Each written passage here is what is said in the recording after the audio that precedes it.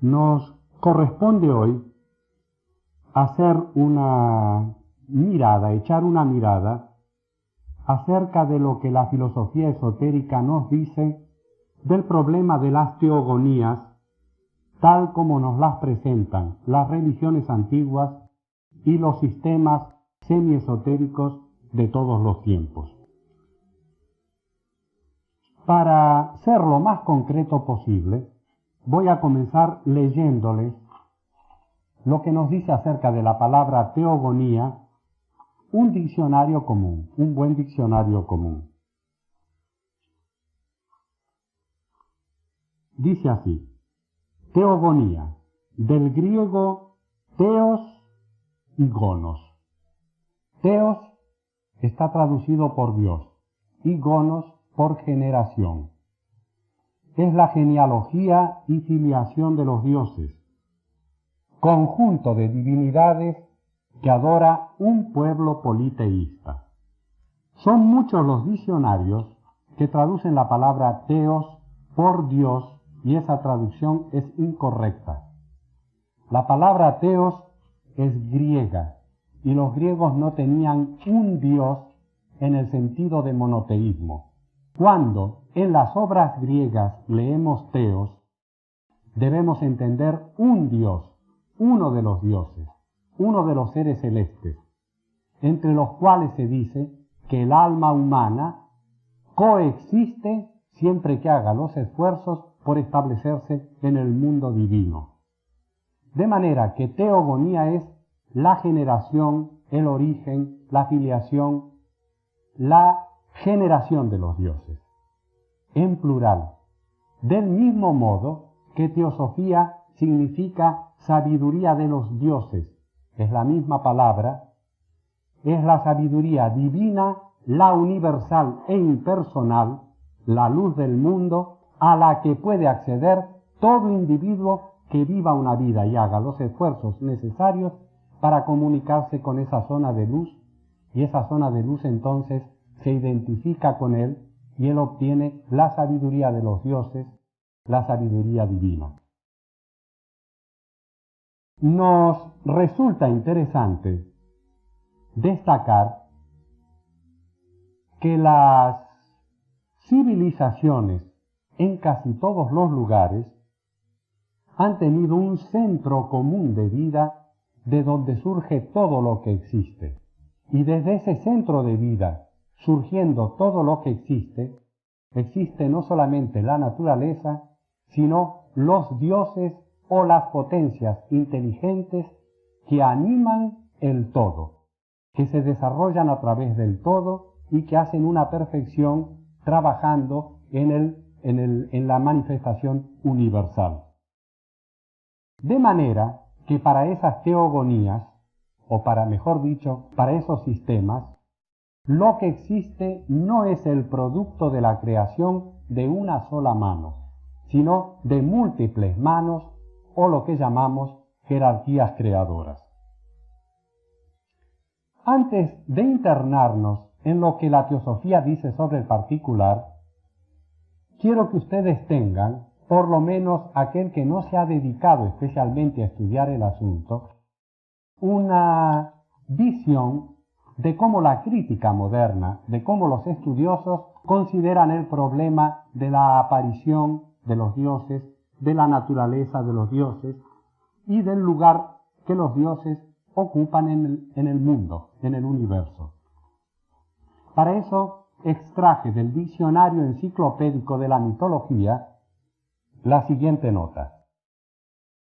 En el artículo dioses, entre otras cosas, puesto que es resumido, dice lo siguiente: no superado de ninguna manera el problema del origen de los dioses o del desarrollo de su concepto, que sólo puede solucionarse a medias dialécticamente, debemos intentar una elemental clasificación de acuerdo a sus funciones, a las funciones que los dioses prestan, a su mismo origen, a su esfera de influencia, etc. Cronológicamente, el proceso que condujo a una organización del mundo divino podría resumirse en el siguiente esquema. Y les ruego prestar atención a este esquema que por otra parte he resumido. Animismo. Son dioses ánimas de la naturaleza, no representados. Etapa del culto a los muertos. Naturalismo. Dioses elementos, no representados en la más remota antigüedad. Iconografismo. Representación material, simbólica, no humana de los dioses elementos. Monarquía sagrada. Héroes, reyes, sacerdotes deificados, reyes dioses, como Osiris, Zeus, y esto ocurre, nos dice el diccionario, en el período de organización sacerdotal. Antropomorfismo, representación humana de los dioses, denominación de dioses para cada fenómeno y cada esfera de actividad. Totemismo, encarnación y representación de los manes, los antepasados. Cosmogonía, teología, organización escrita de las tradiciones relativas a la creación y a los dioses, explicación del concepto de Dios.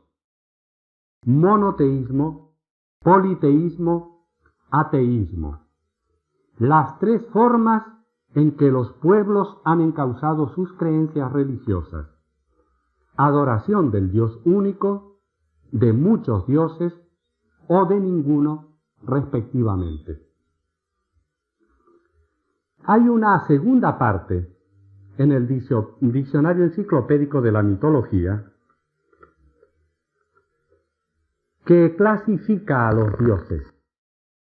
Hay dioses elementos, los que ya vimos antes, como el aire, el sol, el fuego, la lluvia, no son representados. Hay dioses de los elementos, Júpiter, dios del rayo, Chak, dios de la lluvia, Vesta, diosa del fuego, Poseidón, dios del mar, etc. Dioses elementales personificados, Ponto o el océano, Jersé o el rocío, Gea o la tierra, etc. Dioses símbolos, Urano, el cielo, Marte, la guerra, etcétera, etcétera. Dioses supremos, corresponde a la deidad máxima de cada panteón. Dioses tutelares o patronos, Atenea de Atenas, Apolo de Delfos. Generalmente, nos dirá la historia, han sido héroes que han vivido en ese lugar y han sido deificados. Este modo de ver las cosas proviene del inductismo de que Blavatsky se queja tanto del método aristotélico. Hay que observar lo que vemos primero e ir trabajosamente hacia las causas. El método platónico es contrario. El método platónico se remonta a las causas, a lo uno, al primero manifestado, del que por su propia naturaleza, por su propio dinamismo, se manifiesta en 2, en 3, en 4, en 7, en 10 y después en toda la diversidad del universo. Ese uno, en el que se resumen todas las cosas, de donde todo surge y a donde todo vuelve, dará la pauta de las relaciones de los muchos. Nunca podremos comprender la exacta naturaleza de las cosas, nos dice Platón, la relación que existe entre todo lo que existe, si no tenemos una noción clara del uno primero. Desde luego que nosotros, mirándonos como organismos, como cuerpos, como individuos y como seres separados, difícilmente podríamos captar, sin ir a esa fuente primera, la urdimbre que nos enlaza y la unidad que enlaza a toda vida manifestada. Mirando con los ojos de la carne, nosotros vamos a tener como realidad la multiplicidad. Mirando con los ojos del espíritu, vamos a tener la visión de la unidad siendo secundaria a la multiplicidad. Y vamos a ver a la multiplicidad sumergida en un océano de unidad del que todos formamos parte. De manera que esos son los dos grandes sistemas, los dos grandes modos de ver la realidad que nos contorna y nuestra propia realidad. Los estudios comparados de mitología, los estudios comparados de antropología, de historia de los pueblos, nos van a ir diciendo que el hombre antiguo era sumamente primitivo y que él fue creando una religión. Fue creando una religión en medio de su ignorancia.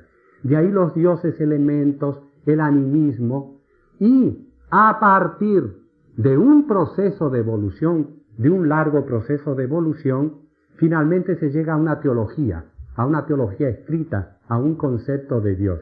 El punto de vista de la teosofía es diametralmente opuesto y me gustaría exponérselo a ustedes, siquiera brevemente, para que nos entendamos, porque esto tiene que ver mucho con todo el estudio de la teosofía.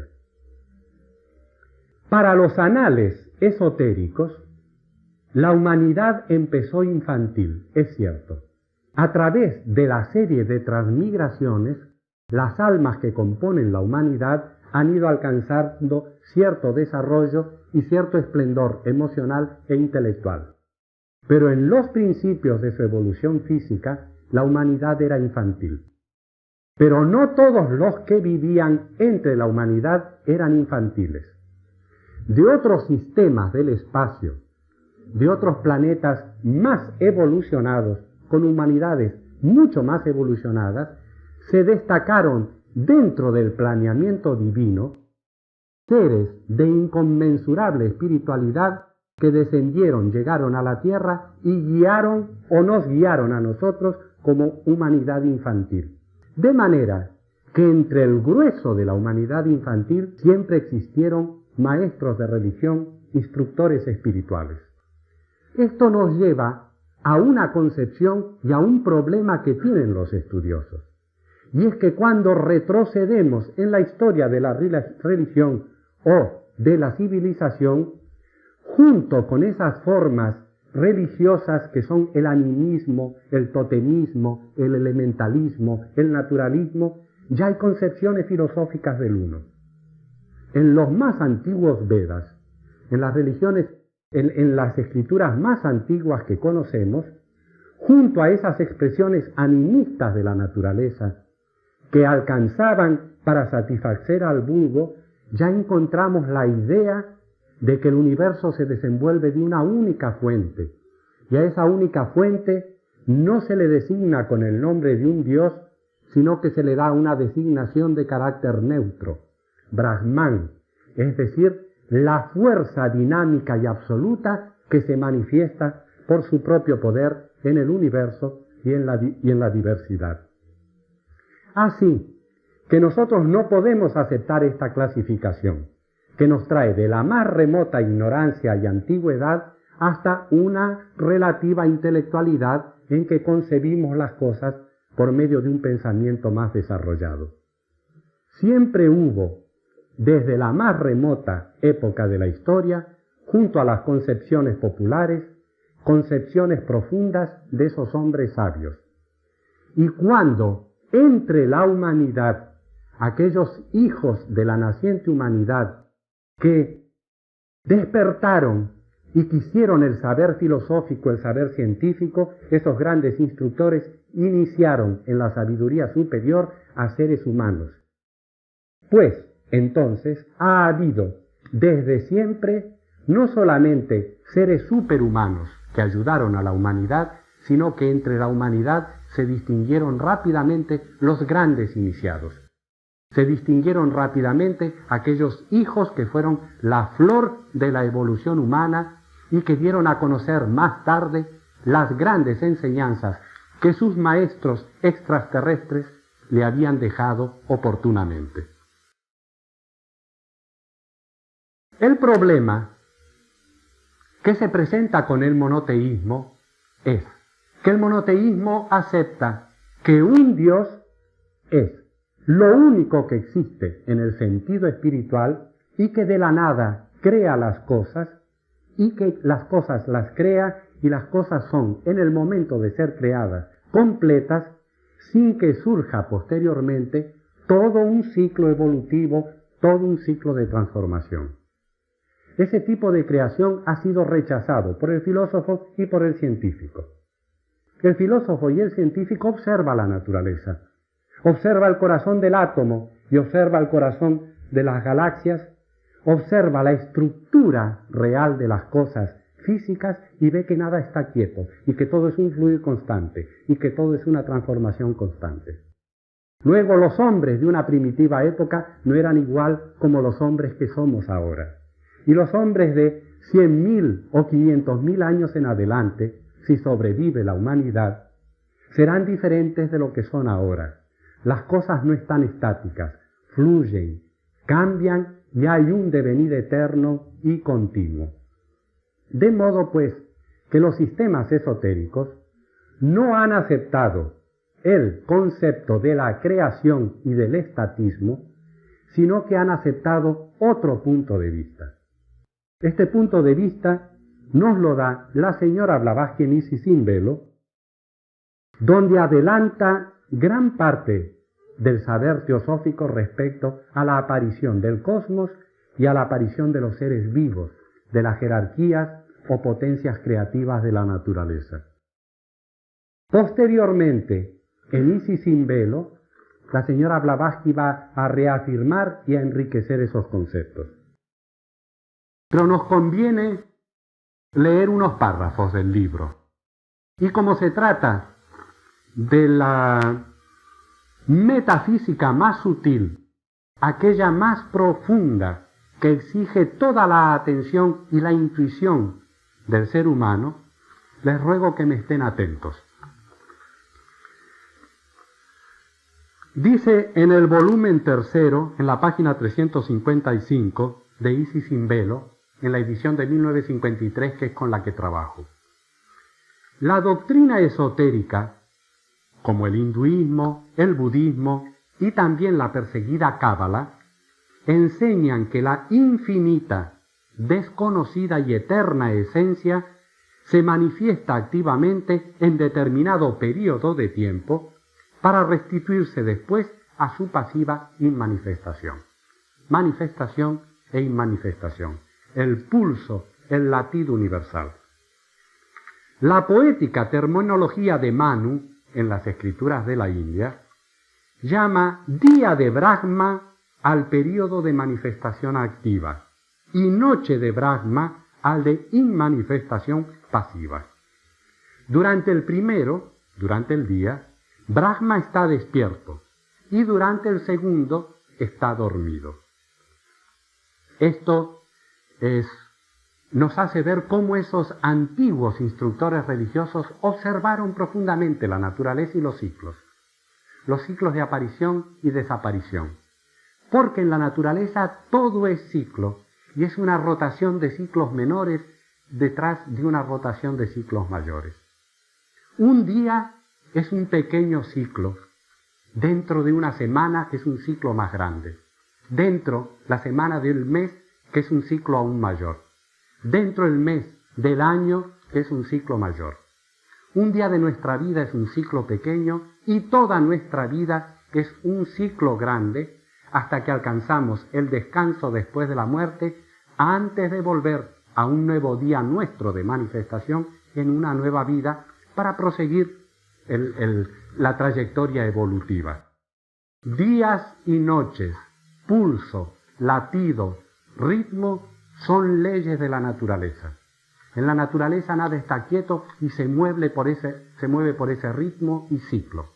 Las cosas nacen, se forman, crecen, alcanzan la plenitud, comienza la decadencia, finalmente llega la muerte para manifestarse posteriormente en un nuevo ciclo y así el todo, con todas las criaturas y los pequeños ciclos, avanzan ciclos o círculos dentro de círculos. Es esta visión profundamente científica de los procesos de la naturaleza lo que hizo decir a aquellos antiguos filósofos que la vida universal respira y que tiene días y noches, tal como nos hace ver la observación diaria. Los filósofos clásicos del budismo, cuya escuela subsiste en el Nepal, consideran tan solo la manifestación activa, estudian a la vida universal en el día, no en la noche. En la manifestación activa de la esencia divina, pues dicen que es una locura filosofar sobre lo incognoscible, sobre su incognoscible y abstracto estado de inmanifestación pasiva. Esto es porque han sido inculpados los budistas de ateísmo y de positivismo. Esta imputación de ateísmo proviene de considerar bajo un solo aspecto la filosofía del budismo esotérico, pues los budistas no admiten un creador personal, sino una multitud de potestades creadoras, sintetizadas colectivamente en la eterna sustancia de inescrutable naturaleza, y por tanto inaccesible a las especulaciones filosóficas. Esto está basado en un puro racionalismo filosófico, porque ¿quién puede observar los procesos y discriminar, percatarse, discriminar y llegar a un juicio? Una conciencia manifestada, una conciencia individual. Para percatarnos de las cosas se precisa una inteligencia capaz de reflejar las cosas. Y esa inteligencia se manifiesta en el día de Brahman, pero desaparece en la noche. Luego no hay posibilidad de estudiar la noche porque no hay una conciencia activa y despierta que la estudie. De ahí que los filósofos del budismo traten de esa esencia desconocida en su manifestación, en su día, en lo que está más acá del velo, no en las tinieblas que están más allá del velo, en el aspecto de desconocido, de inmanifestación. Según la doctrina secreta, estoy leyendo Isis sin velo, y Blavatsky ya adelanta el título de su próximo libro. En muchos pasajes de Isis sin velo adelanta el nombre de la doctrina secreta, su gran libro. Según la doctrina secreta, al comienzo de un periodo de actividad, la divina esencia se explaya de dentro afuera. Por virtud de la inmutable ley que actualiza las energías cósmicas, cuya progresiva operación da por resultado final el universo fenoménico visiblemente manifestado. Análogamente, al comienzo del período de inactividad, en el comienzo del período de actividad, lo que está envuelto se desenvuelve, lo que es uno se hace mucho, lo que está inmanifiesto se manifiesta. Cuando ese ritmo de actividad, como el péndulo de un reloj, ha llegado a su punto máximo, regresa hacia el otro lugar. Entonces comienza el periodo de inmanifestación. Análogamente, al comienzo del periodo de inactividad, se repliega la divina esencia en sí misma y gradualmente se disuelve el universo visible. Se desintegran sus componentes y las solitarias tinieblas vuelven a planear sobre el abismo. Las tinieblas que planean sobre el abismo antes y después de cada manifestación, según todas las teogonías. Explicará mejor este concepto la metáfora de que el universo se manifiesta por la exhalación de Brahma y se disuelve por la inspiración de esa desconocida esencia. Por eso algunos himnos religiosos muy antiguos dicen que Brahma exhala y el universo y sus dioses y sus criaturas aparecen. Inhala y todo vuelve a resumirse en la divina esencia. Continúa Blavatsky. Este ritmo de manifestación e inmanifestación, de creación y disolución, se sucede desde toda eternidad y nuestro actual universo es uno de la infinita serie que no tuvo principio ni tendrá fin. Yo no encuentro una declaración, la carta magna de la libertad de investigación científica y de la absolutividad de la vida, que la que se encuentra en esta frase que expresa Blavatsky en Isis sin velo. Ese ritmo es eterno. ¿Cuándo empieza? Absurdo es ponerle un comienzo. ¿Cuándo termina? Porque lo infinito es así, no tiene ni comienzo ni fin, y lo que para nosotros es tiempo es una conciencia sujeta al tiempo, condicionada al tiempo. Los mismos estados de conciencia para distintas personas hace que se tengan distintas concepciones del tiempo. Determinadas circunstancias hacen que parezca que el tiempo nunca transcurre. En otras circunstancias el tiempo vuela, se va rápidamente. El tiempo en realidad es una ilusión creada por circunstancias que rodean a una conciencia que se percata y que se identifica con esas circunstancias. Pero el tiempo no existe para lo absoluto. Las cosas no tienen ni principio ni tienen fin. Así es que la inteligencia humana sólo es capaz de filosofar sobre la visible manifestación de la divinidad en los fenómenos naturales, cuando también la conciencia se manifiesta y entonces puede percatarse de las cosas, no cuando está dormida, cuando está resumida en la unidad. Así es que la inteligencia humana sólo es capaz de filosofar sobre la visible manifestación de la divinidad en los fenómenos naturales, pero es absurdo dar el nombre de Dios a las potestades creadoras, pues presupondría tanto como llamar Benvenuto Cellini al fuego que funde el metal o al aire que lo enfría luego de vaciado en el molde. La espiritual esencia, vean que ella no habla de Dios, habla de la espiritual esencia, de la vida una y absoluta, que está más allá de nuestra comprensión, en su aspecto inmanifestado. La espiritual esencia, subyacente en las energías cósmicas, abstracta para nuestra comprensión, tan solo puede relacionarse con la construcción del universo en el sentido que lo consideraba Platón, esto es, como una hacedora del universo abstracto que paulatinamente fue surgiendo del pensamiento divino donde estaba latente. Cuando estudiamos atentamente a Platón, nos vamos a encontrar su filosofía de las ideas, que es el cuerpo de su filosofía. Cuando a Platón se le achaca si hay ideas superiores a otras ideas o todas las ideas tienen la misma categoría, él contesta que no. Él dice que hay distintas jerarquías de ideas. Entonces, en esa jerarquía de las ideas, llega a las tres ideas principales. Hay una trinidad de ideas principales en la filosofía platónica. Pero Platón no se detiene en las tres ideas principales. Dice que el sumo bien está más allá de las tres ideas principales. El sumo bien, que es para Platón lo absoluto, donde está el depósito del pensamiento divino, un depósito universal, hace que de ahí surjan las tres ideas o la trinidad de pensamiento y de acción que va a construir todo el universo.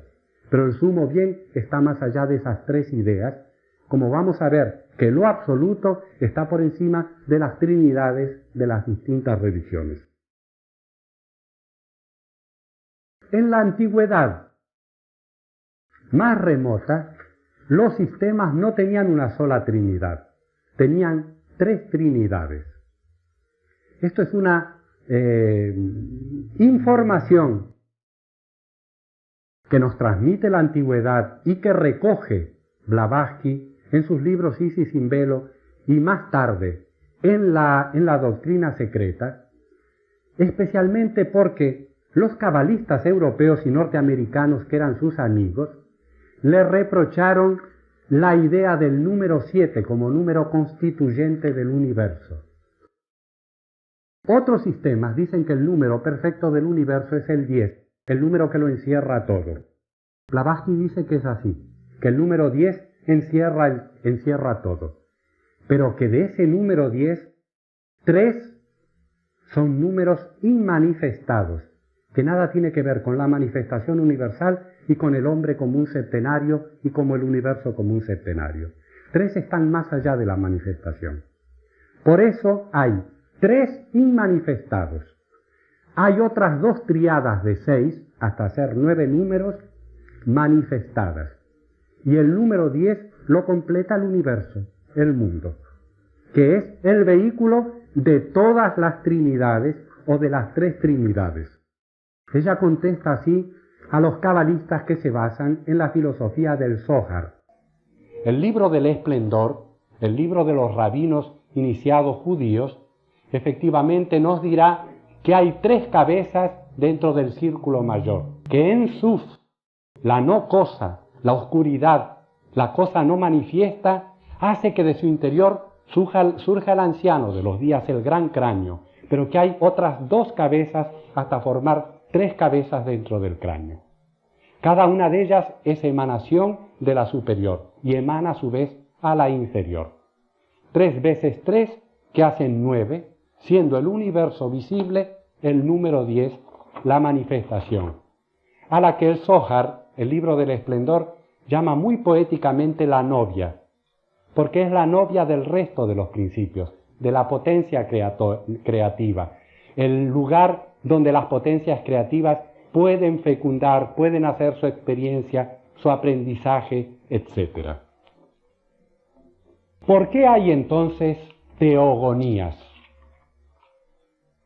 Porque los poderes o funciones que aparecen en el día de Brahma, que aparecen en el universo manifestado, son varias. Y esas funciones, esas ideas y esos seres han llevado un nombre para los antiguos. Y ese nombre es un símbolo. Y ese nombre está representando, es lo que a la inteligencia común, a la inteligencia racional, le recuerdan las esencias y las funciones que hay en la naturaleza. ¿Por qué son 3 las triadas? Porque el uno se bipolariza en la naturaleza de lo que va a ser materia y de lo que va a ser espíritu, que en el plano de la unidad absoluta no son sino ideas, los paradigmas, arquetipos de lo que más tarde va a ser materia y espíritu. Y esa bipolarización con la fuente central que le da origen forman la primera triada, la abstracta, la triada que no está manifestada, la triada que es un puro pensamiento. Es Nara, Nari, Viraj, en la cosmogonía de la India. Es Nef, Maut y Cons, en la cosmogonía de Egipto, y es Fero, Bitos y Fetail, en la cosmogonía de los nazarenos, que después vamos a tratar de ver quiénes son. Esa paradigma de ideas emana los poderes creativos que van a reflejar esas ideas con capacidad de plasmarlas. Hay una segunda serie de seres, una segunda trinidad que representa, que es la emanación de la primera trinidad, y a partir de ahí podemos hablar de una formación del universo. Es el demiurgo colectivo que va a traer de su existencia la totalidad de los seres manifestados, de los seres creativos del universo. Esa segunda trinidad ya manifestada es Agni, Vayu y Surya en el sistema del hinduismo, Osiris, Isis y Horus en el sistema egipcio, y Mano, Spiritus y Ledayo en el sistema de los nazarenos. ¿Cuál es la tercera trinidad? La que hace el mundo material, la inferior de las 3 trinidades, la que está en contacto con el hombre y la que los sistemas religiosos, la fantasía de los distintos pueblos han personificado, han hecho personas diferentes, representativas de una única fuente, de un único origen. Entonces tenemos las trinidades populares de las religiones. En el hinduismo es Brahma, Vishnu, Shiva, Ra, Isis y Maluli en la religión de Egipto, Abatur, Netupto y Jordán en la religión de los nazarenos. Ustedes van a encontrar la explicación de este cuadro. Yo no tengo tiempo de entrar en cada nombre, aunque es muy interesante, sería muy interesante hacerlo, en la versión de Isis en 4 volúmenes, en el volumen tercero, página 298 en adelante. Siempre hablo de la edición mexicana de 1953, el libro que está a mi disposición y del que yo saco las notas. A muy grandes rasgos, he hablado de las 3 tríadas de estos sistemas, porque hay 3 tríadas en muchos otros sistemas, y eso ustedes podrán verlo estudiando el libro, estudiando Isis sin velo, para darse cuenta cómo la urdimbre del universo comienza con una diferenciación del uno en una zona puramente abstracta, cómo a partir de ahí lo que es impersonal y no creativo emana las potencias creativas, y cómo cada uno de los planos, cada uno de los mundos del septenario universo van saliendo a la existencia. Desde el corazón de lo absoluto, más allá de las tríadas, hasta el último creador en número de 9, las ideas van descendiendo y se van multiplicando. Alguien me planteaba anoche un problema similar.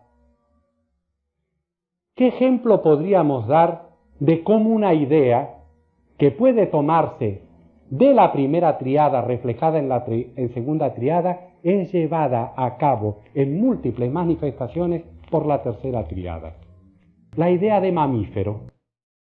Nosotros sabemos que el cuerpo físico humano es el cuerpo de un mamífero, se ha dicho el más perfecto de los mamíferos, y hay una cantidad de mamíferos en el reino animal. Si nosotros, de todos los mamíferos, porque una ballena es un mamífero y nada se parece al hombre, de todos estos animales, resumimos las características esenciales de un mamífero tiene ciertas características esenciales, ocupe la forma que ocupe. Tendremos la idea del mamífero. Hay un mamífero ideal, uno esencial, y de ese prototipo ideal o esencial de mamífero pueden surgir todas las formas que ustedes quieran. Pero todos los mamíferos con sus respectivas formas tendrán siempre esas características esenciales que representan a lo que llamamos un animal mamífero. De este modo, es un ejemplo que naturalmente no es mío y es empleado por filósofos desde una remota antigüedad. Hay un árbol ideal y todos los demás árboles, por diferentes que sean, participan de la naturaleza del árbol ideal. De modo pues que hay un mundo de la diferenciación, hay un mundo de la idea y hay un mundo de la simiente o abstracto de toda posible idea. Existe el mundo de la idea, el mundo de la triangularidad y el mundo de triángulos isósceles, escalenos, equiláteros, todos los que ustedes quieran, de todos los colores y formas que ustedes quieran. De ahí la necesidad de 3 trinidades de que nos hablan los sistemas teosóficos en todas las épocas de la historia. Ahora, el hinduismo y el Egipto son relativamente muy conocidos. En el libro de los muertos ustedes pueden rastrear estas trinidades. Si ustedes van a documentos y diagramas antiguos del hinduismo, van a encontrar claramente explicadas esas trinidades. Si ustedes toman el Zohar, bueno, el Zohar es muy difícil de conseguir. Además, es, como el libro de los muertos, un texto muy difícil de meterle el diente porque está escrito en un lenguaje altamente simbólico. Pero hay en la Santa Asamblea Mayor y en otros capítulos del Zohar explicaciones bien claras acerca del anciano de los días, del anciano de la larga faz y de los 3 cráneos, uno dentro del otro, de los 3 círculos, uno dentro del otro, y están los nombres de las trinidades que corresponden a cada uno de esos niveles. Hay un mundo ideal o arquetípico, hay un mundo arupa, nos dirá la teosofía moderna, y hay un mundo rupa, un mundo de formas. Y a esos tres niveles pertenecen las jerarquías. Pero he introducido el sistema de los nazarenos porque los nazarenos son una comunidad que vive hasta el día de hoy.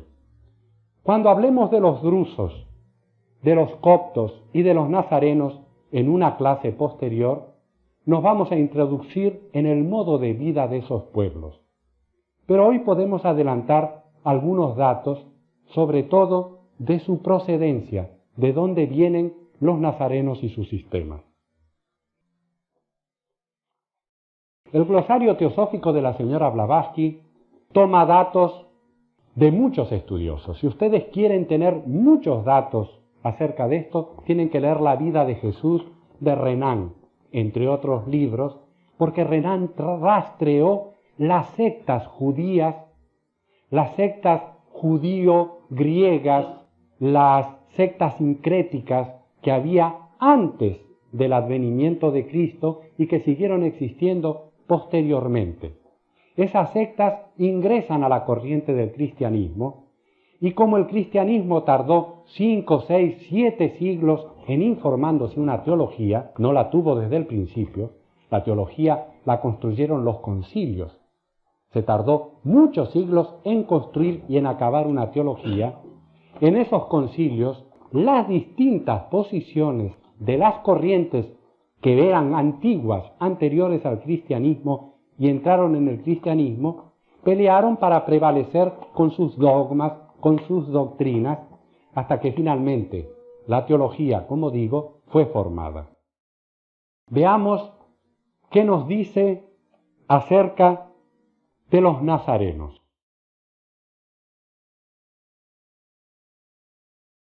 Si ustedes buscan en un diccionario común, van a encontrar que los nazarenos son los cristianos de San Juan y que viven en el Líbano, en Siria y en Egipto. En el monte Líbano ellos formaban en el siglo pasado una comunidad que se acercaba a casi 100 millones de habitantes. 100.000 habitantes, disculpen. Una comunidad muy grande, muy numerosa para una comunidad 100.000 habitantes. Estaban diseminados en parte por Persia y por otros lugares del Medio Oriente. Se les conoce como cristianos de San Juan, y veamos lo que dice aquí. Llamados por otros mendaitas o sabeos. Ustedes pueden encontrar hasta en el diccionario filosófico de Ferrater Mora datos acerca de los mendaitas o sabeos o valdesianos, etc. Son aquellos nazarenos que abandonaron la Galilea muchos centenares de años para establecerse en Siria, al este del monte Líbano. Se llaman también galileos, si bien no aceptan a Cristo como Mesías y reconocen solo a San Juan Bautista, a quien llaman el Gran Nazareno. Por eso se les llama cristianos de San Juan Bautista. Ellos reconocen como su maestro y siguen las enseñanzas y la figura de San Juan Bautista. Eso de cristianos es un mote que los siglos le dieron, en realidad no son cristianos. Los nabateos, otra secta, con muy poca diferencia, se adhirieron a la misma creencia que los nazarenos o los sabeos. Es más, los ebionitas que, según Renan, encuentran entre su secta todos los allegados sobrevivientes de Jesús, parecen haber sido prosélitos de la misma secta, si hemos de creer, observen qué testimonio, si hemos de creer a San Jerónimo, que escribe estas palabras. Esto es histórico y los textos de San Jerónimo están al alcance de todos. San Jerónimo vive entre el siglo IV y el siglo V de la era cristiana. Fue uno de los más preclaros padres de la Iglesia. Él dice: yo recibí permiso de los nazareos que en Berea de Siria usaban este Evangelio de San Mateo escrito en hebreo, para traducirlo. El Evangelio que los nazarenos y ebionitas usan, que recientemente he traducido del hebreo al griego. Más adelante dice Jerónimo: ahora bien, este supuesto Evangelio de Mateo, quien quiera que sea el que lo escribió, exhibe materia no para la edificación, sino para la destrucción del cristianismo. El Evangelio de San Mateo difiere de todos los evangelios. Tiene muchos datos y sucesos que no tienen los otros evangelios. Y su historia es una historia que hay que rastrear y es muy difícil de rastrear. El griego que poseían los padres de la Iglesia difería de la versión judía o en idioma hebreo que tenían los nazarenos. Por eso consigue San Jerónimo un ejemplar, una copia. San Jerónimo habló mucho de la copia hebrea del mensaje del Evangelio de San Mateo y dice: obviamente es un libro críptico, es un libro que no se puede interpretar al pie de la letra, es un libro alegórico. Esto lo dice un eminentísimo padre de la Iglesia Católica, a quien no vamos a sospechar nosotros de herejía ni de desviación. Cuando siglos después nos dirá Blavatsky o nos dirán los cabalistas que aún los evangelios deben leerse con una clave alegórica de interpretación, algunos cristianos han podido reírse y burlarse de esa aseveración. Pero si lo dice San Jerónimo, ya es un poco más difícil burlarse de esa aseveración. Es decir, en el siglo V, San Jerónimo estuvo en contacto en Siria con los nazarenos, quienes le dieron una copia del Evangelio de San Mateo escrita en hebreo, y que él tradujo con grandes dificultades y declarando que le era muy difícil decir si ciertos pasajes estaban bien o mal traducidos, que escapaban un poco a sus posibilidades. Pero el hecho de que los ebionitas, los genuinos cristianos primitivos, rechazando los demás escritos apostólicos, hacían uso de este Evangelio hebreo, el Evangelio hebreo de San Mateo, esto no nos debe sorprender. Hay grupos que no aceptan los escritos apostólicos. En el judaísmo hay ciertos grupos judíos en el extremo del Medio Oriente que no aceptan ni el Talmud ni el Antiguo Testamento como están escritos, porque ellos tienen sus propias escrituras y dicen que las que se usan ahora están adulteradas. Del mismo modo nos dirán a nosotros estas comunidades. Hacían uso de este Evangelio hebreo de San Mateo, porque como declara Epifanio, otro de los grandes padres de la Iglesia del siglo V, los ebionitas creían firmemente, lo mismo que los nazarenos, que Jesús no era más que un hombre de la simiente de hombre. Concilios tras concilios pelearon por la divinidad o no divinidad de Jesús, hasta que finalmente se le declaró en un concilio que era el Hijo de Dios, triunfó ese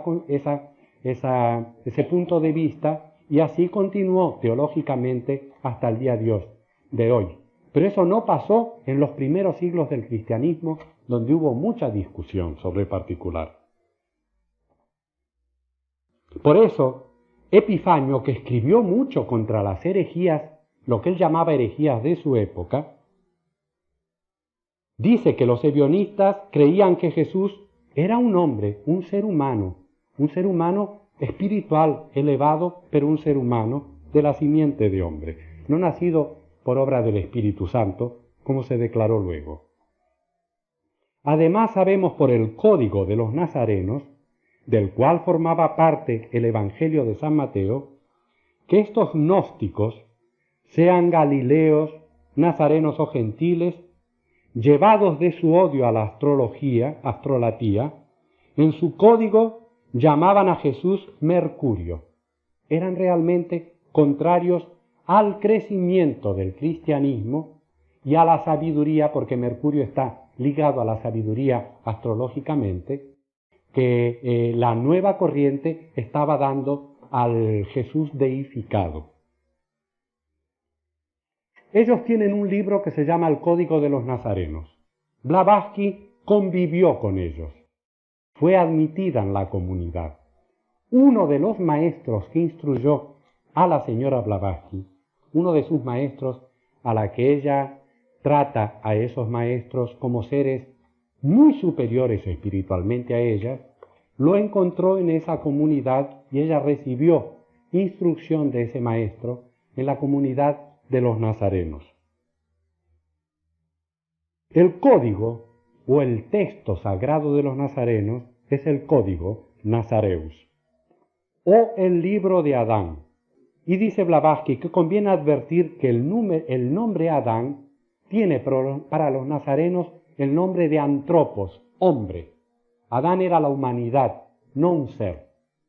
Este concepto de Adán como humanidad ha venido creciendo en el último siglo, y yo me sospecho que hasta algunos sectores de la Iglesia Católica ahora admiten que Adán no era un hombre, sino que era la humanidad primitiva, la humanidad tal como existía en aquel tiempo. Obviamente, Caín, después de matar a Abel, no existiendo nadie más que Adán, Eva y Caín, después de matar a Abel, es desterrado, sale, encuentra pueblos, se casa, etc. Es decir, que existía ya una humanidad en aquel tiempo. ¿Quién había creado esa humanidad? A menos de que Adán fuera un nombre simbólico de toda la humanidad.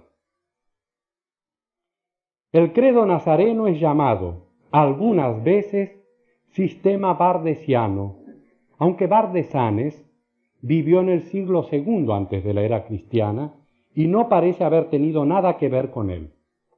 Cierto es que Bardesanes nació en Siria y fue un famoso astrólogo y sabeo antes de su supuesta conversión, pero por otra parte era un hombre bien educado y de familia. El sistema bardesiano es muy estudiado entre los sistemas de antes de la era cristiana.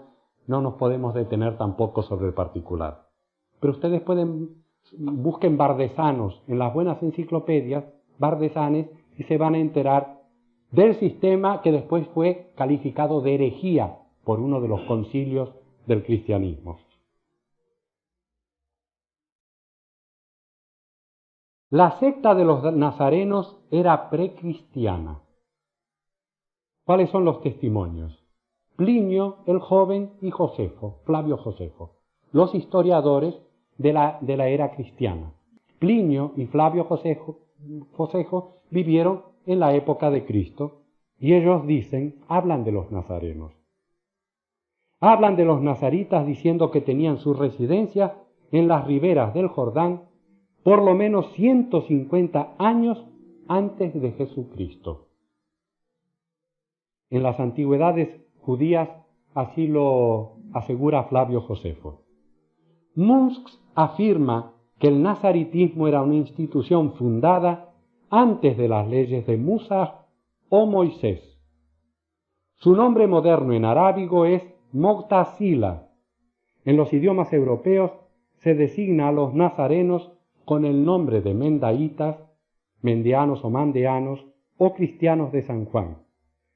Pero si la palabra bautistas puede bien aplicarse a ellos, porque son los que tenían costumbre del bautismo, si la palabra bautista puede bien aplicarse a ellos, no es con el significado cristiano, pues mientras que ellos eran y son todavía sabeos, los mendaítas de Siria, llamados galileos, son politeístas puros, como puede comprobarlo cualquier viajero en Siria y en el Éufrates, una vez se ha informado de sus misteriosos ritos y ceremonias. Tan secretas conservaron sus rituales desde el principio mismo, que Epifanio, el del siglo V, que escribió contra las herejías de su siglo, se confiesa incapaz de decir en qué creían los nazarenos y se limita a consignar que estos no mencionan nunca el nombre de Jesús ni se titulan cristianos. Eran pues una comunidad esotérica que ha sobrevenido hasta nuestros días. Bien, Este es nuestro material para hoy.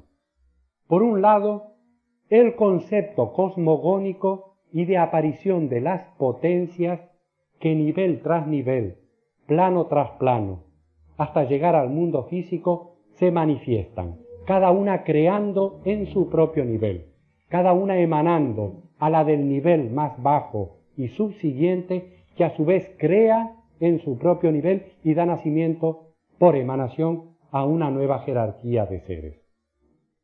Esas jerarquías de seres, en número de 9, están caracterizadas en las 3 trinidades, que van de lo más sutil hasta los creadores de los elementos y de las formas en el mundo físico, siendo el universo manifestado el número 10, que completa y hace el número perfecto de la manifestación. En el sistema teosófico moderno nos vamos a enterar que la mónada, más allá del universo manifestado, es llamado el triángulo primordial que vive en el silencio y en las tinieblas. Y como triángulo primordial representativo de Nara, Nari, Virai, por ejemplo, en el hinduismo, proyecta el septenario humano, comenzando por Atma, Buddhi, Manas y los demás nombres de la constitución septenaria. La doctrina secreta dirá, con los pitagóricos, que cuando la mónada primordial proyecta al hombre divino, al Purusha, al hombre espiritual, al Adán Kadmon, al hombre celeste, que es Atma, donde está la potencia de toda la creación del séptuple universo, se restituye al silencio y a la sombra. Tenemos los 3 inmanifestados y los 7 manifestados, completando este proceso del universo, que es un proceso armonioso en que cada nivel de la conciencia humana tiene una representación, un plano y una jerarquía, siendo el hombre, nosotros, los representantes de la totalidad de esos principios, ideas, potencias, fuerzas, porque en nuestra compleja vida psíquica podemos incorporarnos e identificarnos con el cuerpo físico, con la vitalidad, con las emociones, los apetitos, los pensamientos, la espiritualidad, y eso depende de la inteligencia del alma. El alma puede ir a donde quiere, aunque tiene que ir a lo superior. El hombre, pues, es la representación del triángulo primordial y es un septenario en su naturaleza. Esto tiene mucho que ver con la religión y con la filosofía.